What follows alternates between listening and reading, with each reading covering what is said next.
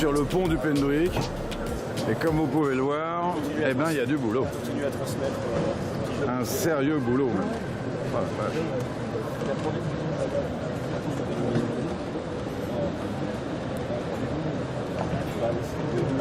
Et donc, dès que tu arrives sur un port avec les bateaux,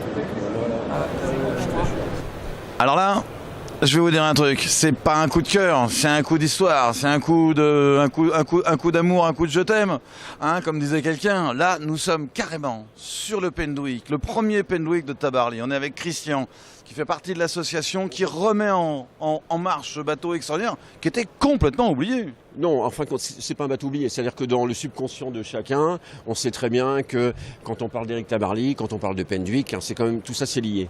Ça fait partie aussi de l'histoire maritime. On sait tout ce qu'il a pu faire à Éric. Je ne vais pas raconter toute l'histoire d'Éric, mais enfin, il est très connu. Hein. Alors, le fait de ce bateau-là, son bateau, c'est le bateau de son père. Donc c'est un coup de cœur, hein. C'est son bateau, donc c'est pour ça qu'il a fait le maximum toujours tout le long de sa vie pour pouvoir le préserver et donc pouvoir le faire naviguer surtout. Donc ça a commencé bien sûr en 58, alors il a fait une coque en polyester, donc première coque polyester au monde aussi grande, et c'est parti comme ça. Alors malheureusement, bien sûr, c'est un bateau qui navigue beaucoup, il appartient toujours à la famille, mais donc le vœu de la famille, c'est que c'est un bateau qui doit naviguer. Et c'est vrai qu'au niveau de l'association Éric Tabarly, ils le font naviguer, donc on forme des jeunes capitaines 200, des capitaines 500, donc on forme des jeunes en fin de compte à devenir skipper. Sans oublier que le bateau est classé.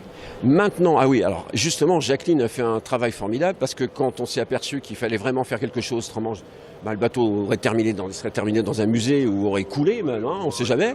Dans un cimetière. On ne sait jamais. Donc là, Jacqueline a réussi donc à le faire labelliser, donc monument historique.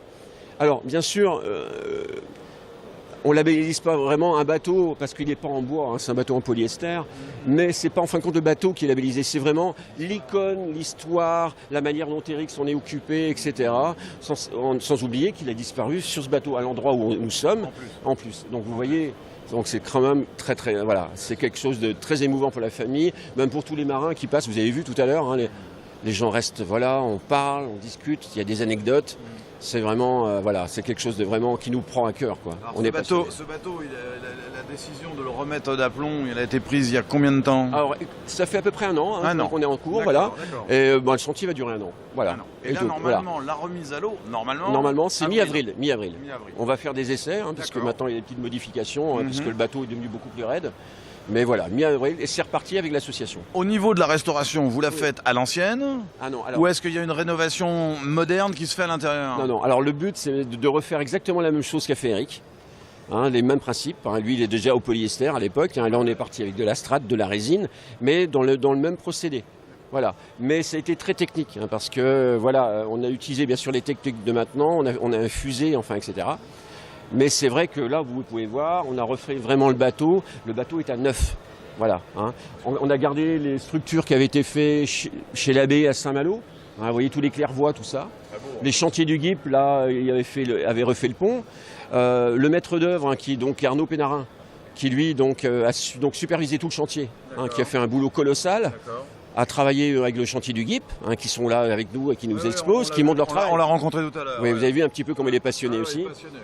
Et c'est vrai que tout ce qui est strat, tout ce qui est vraiment truc un peu technique, c'était le chantier Porce-Moreau et de Quai-Roman justement qui s'occupaient de ça, parce que c'était vraiment très pointu. Ouais. Et donc voilà, et le but final, voilà, c'est que le bateau navigue et c'est reparti.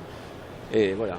Écoute, je vais te dire, moi j'attends qu'une chose, c'est de le voir naviguer ce bateau. Bah écoute, moi je crois que tu le verras, hein, et j'espère pendant longtemps. Et après nous aussi, on sera plus là, et qui sera encore là. Donc, et c'est ça qui était intéressant. Merci de ton accueil. Bah écoute, on est de tout cœur avec vous. Merci à vous. Hein, puis, allez, sauvez Pendwick. Sauvez Pendwick. Voilà, on fait un crowdfunding, n'hésitez pas. Absolument. Voilà. Allez-y, crowdfunding. Je suis sûr qu'il y a une page Facebook. Il y a une page Facebook Pendwick et il y a surtout le crowdfunding, c'est gwenec.bzh. Donc je répète, gwenec.bzh. Et vous avez le site, vous pouvez faire des dons. Alors Gwenec, pour ceux qui ne sont pas bretons, chez nous, c'est le pognon. Voilà. Ça fait moins breton, c'est pas possible. Exactement. On est pure Bretagne. Hein. Il faut voir sur déjà, voyez, c'est ça pure Bretagne. Merci de ton accueil et puis plein de bonnes choses à vous. Écoute, merci. Plein de bonnes choses à vous. Voilà.